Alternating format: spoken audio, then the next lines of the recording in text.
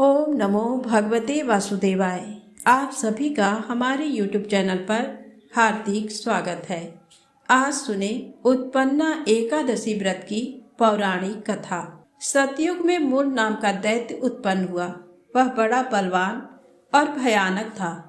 उस प्रचंड दैत्य ने इंद्र, आदित्य, वसु, वायु, अग्नि आदि सभी देवताओं को पराजित करके भगा दिया। तब इंद्र सहित सभी देवताओं ने भयभीत होकर भगवान शिव से सारा वृत्तांत कहा और बोले, हे कैलाशपति, मूर दैत्य से भयभीत होकर सब देवता मृत्यु लोक में फिर रहे हैं। तब भगवान शिव ने कहा, हे देवताओं, तीनों लोकों के स्वामी, भक्तों के दुखों का नाश करने वाले भगवान विष्णु की शरण में जाओ। वे ही तुम्हारे दुखों को दूर कर सकते हैं। शिव जी के ऐसे वचन सुनकर सभी देवता क्षीर सागर में पहुंचे और कहा कि हे मधुसूदन, आप हमारी रक्षा करें। कहा कि हे भगवान, दैत्यों ने हमको जीतकर स्वर्ग से निकाल दिया है। आप उन दैत्यों से हम सबकी रक्षा करें। इंद्र के ऐसे वचन सुनकर भगवान विष्णु कहने लगे कि हे इंद्र, ऐसा मायावी दैत्य कौन है जिसने सब देवताओं को जीत लिया है? उसका नाम क्या है? उसमें कितना बल है और किसके आश्रय में है तथा उसका स्थान कहाँ है? ये सब मुझसे कहो। ये सुनकर इंद्र बोले, भगवान, प्राचीन समय में एक नाड़ी जंघ नामक राक्षस था। उसके महापराक्रमी और लोक विख्यात मूर नाम का एक पुत्र हुआ। उसकी चंद्रावती नाम की नगरी है। उसी ने सब देवताओं को स्वर्ग से निकालकर वहां अपना अधिकार जमा लिया है। उसने इंद्र, अग्नि, वरुण, यम, वायु, चंद्रमा, नैऋत आदि सबके स्थान पर अधिकार कर लिया है। सूर्य बनकर स्वयं ही प्रकाश करता है, स्वयं ही मेघ बन बैठा है और सबसे अजेय है। हे असुर निकंदन, उस दुष्ट को मारकर देवताओं को अजेय बनाइए। ये वचन सुनकर भगवान ने कहा, हे देवताओं, मैं शीघ्र ही उसका संहार करूंगा। तुम चंद्रावती नगरी जाओ। इस प्रकार कहकर भगवान सहित सभी देवताओं ने चंद्रावती नगरी की ओर प्रस्थान किया। उस समय दैत्य मूर सेना सहित युद्ध भूमि में गरज रहा था। जब स्वयं भगवान रणभूमि में आए तो दैत्य उन पर भी अस्त्र शस्त्र आयुध लेकर दौड़े। तो विष्णु ने उन्हें सर्प के समान अपने बाणों से बींध डाला। बहुत से दैत्य मारे गए, केवल मूर बचा रहा। वह अविचल भाव से भगवान के साथ युद्ध करता रहा। भगवान जो भी तीक्ष्ण बाण चलाते, वह उसके लिए पुष्प सिद्ध होता। उसका शरीर छिन्न भिन्न हो गया, किंतु वह लगातार युद्ध करता रहा। दोनों के बीच मल्ल युद्ध भी हुआ। 10,000 वर्ष तक उनका युद्ध चलता रहा, लेकिन मूर नहीं हारा। थककर भगवान बद्रिकाश्रम चले गए। वहां हेमवती नामक सुंदर गुफा थी। उसमें विश्राम करने के लिए भगवान उसके अंदर प्रवेश कर गए। ये गुफा 12 योजन लंबी थी और उसका एक ही द्वार था। विष्णु भगवान वहां योग निद्रा की गोद में सो गए। मूर भी पीछे पीछे आ गया और भगवान को सोया देखकर मारने को उद्यत हुआ। तभी भगवान के शरीर से उज्जवल कांतिमय रूप वाली देवी प्रकट हुई। देवी ने राक्षस मूर को ललकारा, युद्ध किया और उसे तत्काल मौत के घाट उतार दिया। श्रीहरि जब योग निद्रा की गोद से उठे तो सब बातों को जानकर उस देवी से कहा कि आपका जन्म एकादशी के दिन हुआ है, अतः आप उत्पन्ना एकादशी के नाम से पूजित होंगी। आपके भक्त वही होंगे जो मेरे भक्त हैं। तो प्रेम से बोलें, एकादशी माता की जय हो, श्री विष्णु भगवान की जय हो। आइए सुने संत श्री नामदेव जी के एकादशी व्रत निष्ठा की कथा। श्री वामदेव जी भगवान हरि के बड़े भारी भक्त थे। उनकी एक लड़की थोड़ी ही आयु में विधवा हो गई। जब वह 12 साल की हो गई तब वामदेव जी ने उससे कहा, तुम घर में विराजमान श्री ठाकुर जी की सेवा सावधान मन से अच्छी प्रकार किया करो। इससे शीघ्र ही तेरे सब मनोरथ पूर्ण होंगे। इस प्रकार पिता की आज्ञा पाकर वह भगवान की सेवा करने लगी। उस पर भगवान शीघ्र ही प्रसन्न हो गए और उसे प्रत्यक्ष अपना दर्शन दिया। भगवान की सुंदर छवि का दर्शन करके वामदेव की पुत्री के मन में एक भक्त पुत्र प्राप्त करने की इच्छा हुई।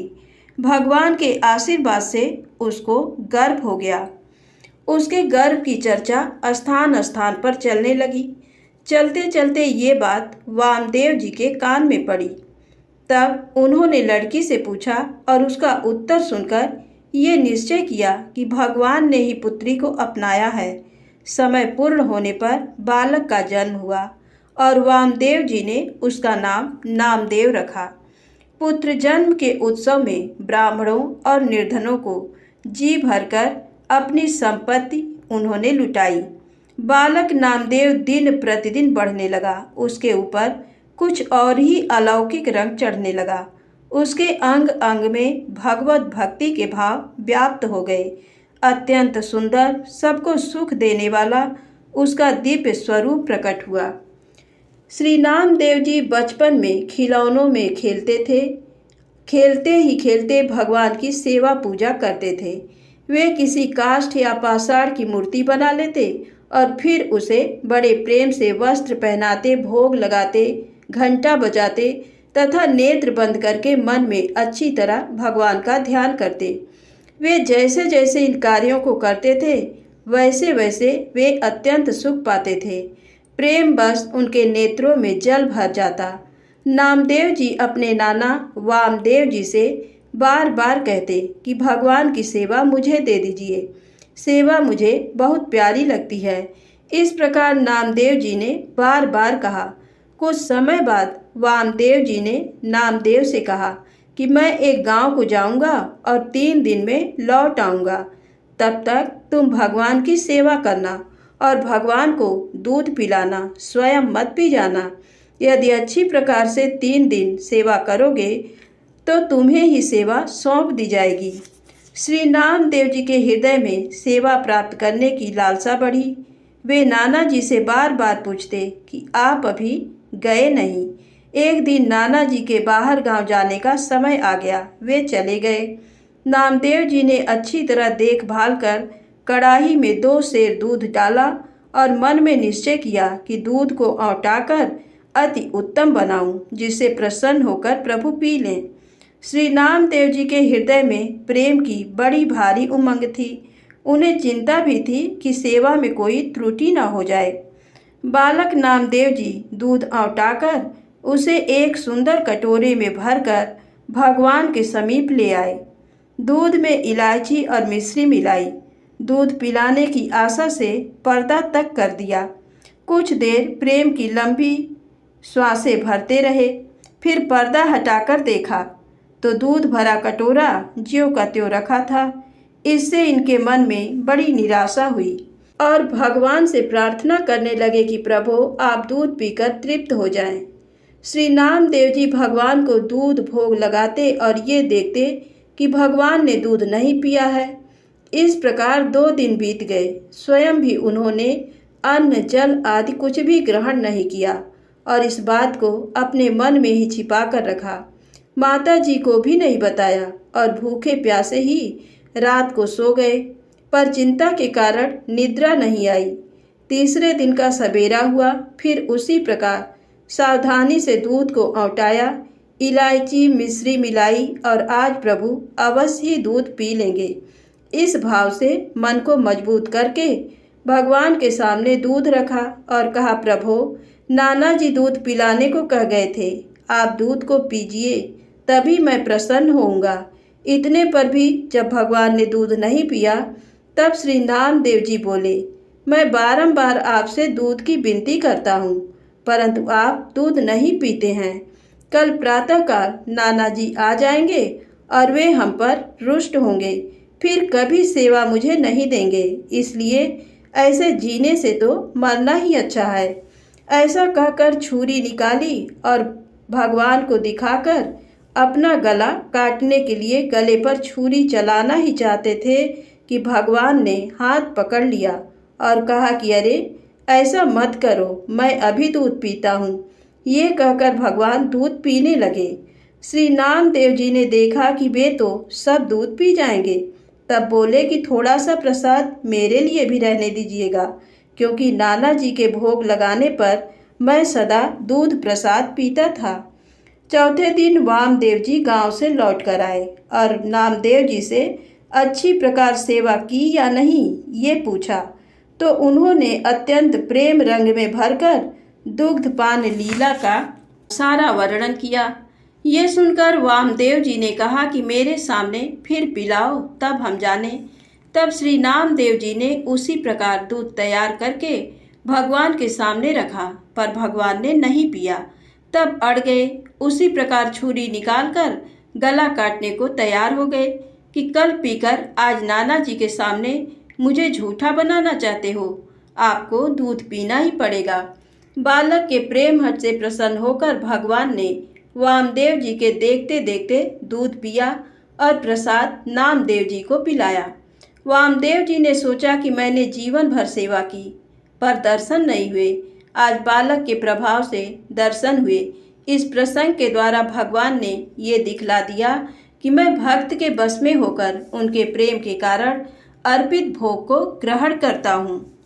एक बार मुसलमानों के राजा सिकंदर लोदी ने श्री नामदेव जी को बुलवाकर कहा कि आप साहब से मिले हैं, उनका दर्शन करते रहते हैं, ऐसा मैंने सुना है, तो हमें भी साहब से मिला दीजिए और कुछ विचित्र चमत्कार दिखलाइए।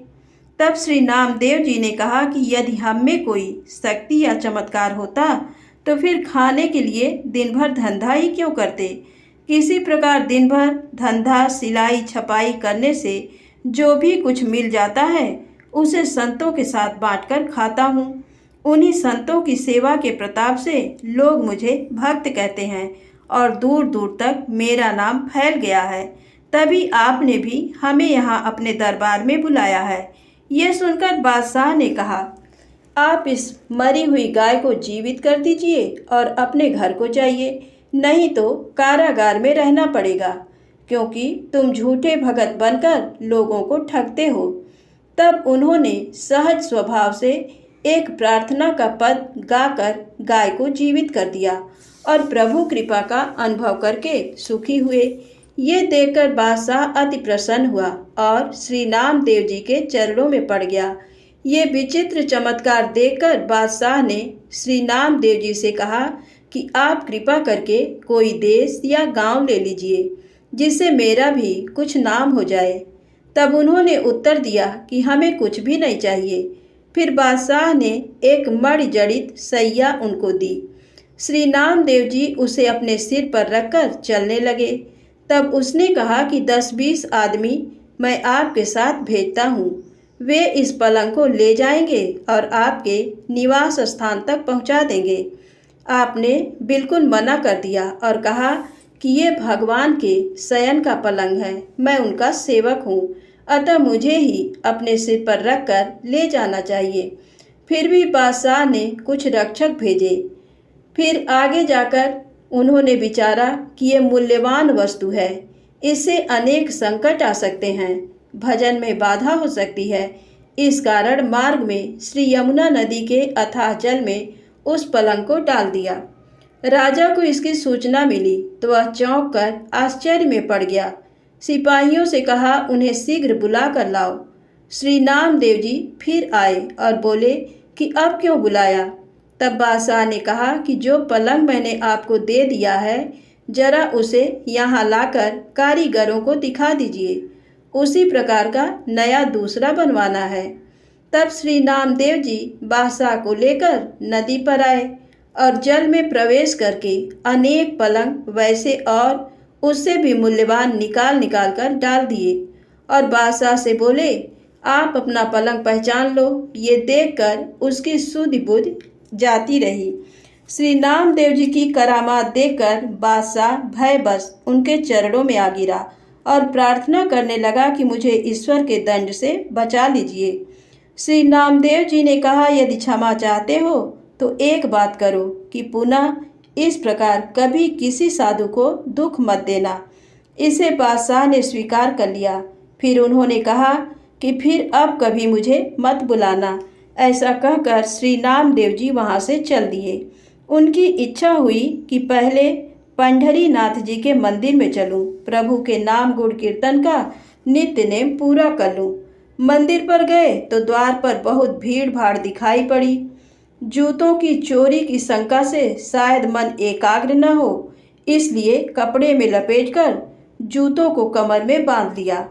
हाथों से भीड़ को हटाकर भीतर गए। दर्शन करके पदगान आरंभ करना ही चाहते थे कि किसी ने जूतों को देख लिया और रुष्ट होकर 5-7 चोटें लगाई। फिर धक्का देकर मंदिर से बाहर निकाल दिया। परंतु श्री नामदेव जी के मन में पंडों के इस व्यवहार से थोड़ा भी क्रोध नहीं आया। अब श्री नामदेव जी मंदिर के पिछवाड़े जाकर बैठ गए और भगवान से कहने लगे कि प्रभु, आपने ये बहुत ही अच्छा किया जो मुझ में मार लगाई। मेरे अपराध का दंड तुरंत ही दे दिया। अब नित्य नियम के अनुसार पद गाता हूँ, सुनो। ये कहकर नामदेव जी पद गाने लगे, जिसे सुनते ही भगवान का हृदय करुणा से भर गया। भक्त को विरह व्यथित एवं दीन देखकर प्रभु व्याकुल हो गए। संपूर्ण मंदिर को घुमाकर श्री नामदेव जी की ओर द्वार कर दिया। ये देखकर जितने भी वेद पाठी पंडा पुजारी थे, सबके मुख की कांति क्षीण हो गई। सब फीके पड़ गए। जैसे पानी उतरने से मोती फीका हो जाता है, अब उनके हृदय में श्री नामदेव जी के प्रति बड़ी भारी श्रद्धा भक्ति उत्पन्न हो गई। सबों ने श्री नामदेव जी के सुख देने वाले चरणों में गिरकर क्षमा याचना की। उन्हें प्रसन्न देखकर सबको शांति प्राप्त हुई। एक बार अकस्मात ही सायंकाल में श्री नामदेव जी के घर में आग लग गई। पर नामदेव जी तो जल, थल और अग्नि में सर्वत्र अपने प्यारे प्रभु को ही देखते थे। अतः अपने घर में जो दूसरे सुंदर पदार्थ घी, गुड़ आदि जलने से रह गए थे, उन्हें भी उठा उठाकर जलती हुई आग में डालते हुए प्रार्थना करने लगे, हे नाथ, इन सब वस्तुओं को भी स्वीकार कीजिए।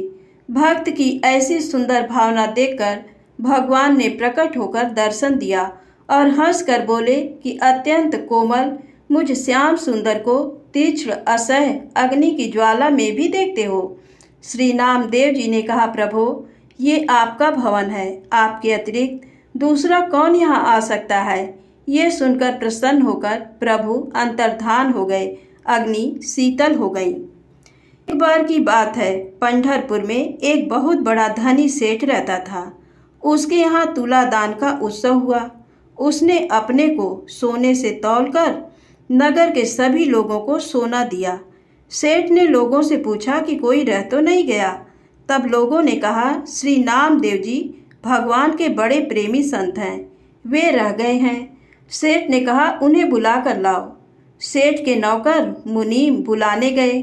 दान ब्राह्मणों को दो, हमें कुछ भी नहीं चाहिए। ऐसा कहकर बड़भागी श्री नामदेव जी ने पहली और फिर दूसरी बार लोगों को वापस लौटा दिया, जाने से मना कर दिया। पर तीसरी बार अति आग्रह देकर नामदेव जी सेठ के घर पर आए और सेठ से बोले, तुम बड़े भाग्यशाली हो, कहो हमसे क्या कहते हो। सेठ जी ने कहा, आप मेरे द्वारा दिए गए कुछ धन को स्वीकार कीजिए, जिससे मेरा कल्याण हो। तब नामदेव जी ने कहा, तुम्हारा कल्याण तो हो गया, अब मुझे कुछ देने की आपकी प्रबल इच्छा है तो दीजिए। श्री नामदेव जी का एकमात्र प्रिय सर्वस्व जो श्री गोविंद चरण प्रिय श्री तुलसी हैं, ऐसे श्री तुलसी के पत्ते में आधा राम नाम अर्थात केवल रा लिखकर उसे दिया और कहा कि इसके बराबर तौलकर दे दीजिए। सेठ ने अभिमान पूर्वक कहा, महाराज क्यों हंसी करते हो, इतने थोड़े से सोने से क्या होगा, कृपा करके कुछ अधिक लीजिए जिससे मुझ दाता की हंसी ना हो। नामदेव जी ने कहा, इसके बराबर सोना तौलकर देखो तो सही, फिर देखो कि क्या विचित्र खेल होता है। यदि तुम इसके बराबर पूरा करके सोना दे दोगे तो मैं तुम पर प्रसन्न होऊंगा। ये सुनकर सेठ जी एक तौलने का कांटा ले आए और एक ओर तुलसी पत्र तथा दूसरी ओर सोना चढ़ाया। उस समय बड़ा विचित्र आश्चर्य हुआ। सोने का ढेला तुलसी पत्र से बराबर नहीं हुआ। सेठ जी उदास हो गए। जिससे 5-7 मन तौला जा सके ऐसा बड़ा तराजू मंगवाया। उस पर एक ओर तुलसी पत्र, दूसरी ओर घर भर का संपूर्ण सोना चांदी आदि रखा। पूरा न पड़ने पर जाति कुटुंब वालों के घरों से ला लाकर बहुत सा धन रखा, परंतु वह सब तुलसी पत्र के बराबर नहीं हुआ। श्री राम नाम लिखित तुलसी पत्र के महत्व को देखकर घर के सभी स्त्री पुरुषों के समेत सेठ जी को बड़ा शोक तथा दुख हुआ। श्री नामदेव जी ने विचारा कि अभी इन्हें तुलसी पत्र एवं श्री राम नाम की महिमा का पूरा अनुभव नहीं हुआ है। इसलिए वे बोले, आप लोगों ने जितने व्रत, दान और तीर्थ स्नान आदि पुण्य कर्म किए हो उनका संकल्प करके जल डाल दीजिए। सभी लोगों ने पुण्यों का स्मरण कर करके संकल्प पढ़कर जल डाला, पर इस उपाय के करने से भी काम न चला। जिधर तुलसी पत्र रखा था वह पलड़ा अपने पैर भूमि में गाड़ रहा था। ये देखकर सभी लोग लज्जित हो गए और प्रार्थना करने लगे कि इतना ही ले लीजिए। श्री नामदेव जी ने कहा, हम इस तुच्छ धन को लेकर क्या करें? हमारे पास तो राम नाम धन है, ये धन उसकी बराबरी नहीं कर सकता है। इस धन से कल्याण होना संभव नहीं है। नाम की और तुलसी की महिमा देखकर आज से इस धन को तुच्छ समझो और राम नाम रूपी धन से प्रेम करो। गले में तुलसी धारण करो, राम नाम जपो। ये कहकर श्री नामदेव जी ने सबके हृदय में भक्ति का भाव भर दिया। सबकी बुद्धि प्रेम रस से भीग गई। एक बार भगवान के मन में ये उमंग उठी कि श्री नामदेव जी की एकादशी व्रत निष्ठा का परीक्षा लिया जाए। ये विचार कर उन्होंने एक अत्यंत दुर्बल ब्राह्मण का रूप धारण किया। एकादशी व्रत के दिन श्री नामदेव जी के पास पहुंचकर बड़ी दीनता करके अन्न मांगने लगे कि मैं बहुत भूखा हूँ, कई दिन से भोजन प्राप्त नहीं हुआ है, कुछ अन्न दो। श्री नामदेव जी ने कहा, आज तो एकादशी है, दूध फलाहार आदि कर लीजिए, अन्न नहीं दूंगा। प्रातःकाल जितनी इच्छा हो उतना अन्न लीजिएगा। दोनों अपनी अपनी बात पर बड़ा भारी हटकर बैठे। इस बात का शोर चारों ओर फैल गया। लोग इकट्ठे हो गए और श्री नामदेव जी को समझाने लगे कि इस भूखे ब्राह्मण पर क्रोध क्यों करते हो, तुम ही मान जाओ, इसे कुछ अन्न दे दो। श्री नामदेव जी नहीं माने। दिन के चौथे पहर के बीतने पर उस भूखे ब्राह्मण देव ने इस प्रकार पैर फैला दिए कि मानो मर गए। गांव के लोग श्री नामदेव जी के भाव को नहीं जानते थे, अतः उन लोगों ने नामदेव जी के सिर ब्राह्मण हत्या लगा दी और उनका समाज से बहिष्कार कर दिया। पर नामदेव जी बिल्कुल चिंतित नहीं हुए। अपने नियम के अनुसार जागरण और कीर्तन करते हुए श्री नामदेव जी ने रात बिताई। प्रातःकाल चिता तैयार करके उस ब्राह्मण के मृतक शरीर को गोद में लेकर उस पर बैठ गए कि हत्यारे शरीर को न रखकर प्रायश्चित स्वरूप उसे भस्म कर देना ही उत्तम है।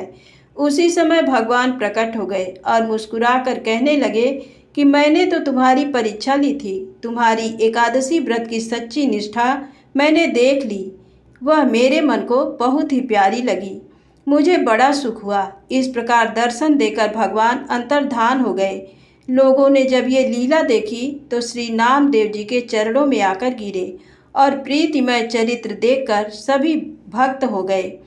प्रेम से बोले विष्णु भगवान की जय हो। दोस्तों, वीडियो पसंद आए तो प्लीज़ लाइक अवश्य करिएगा और चैनल को सब्सक्राइब करें, ज़्यादा से ज़्यादा शेयर करें।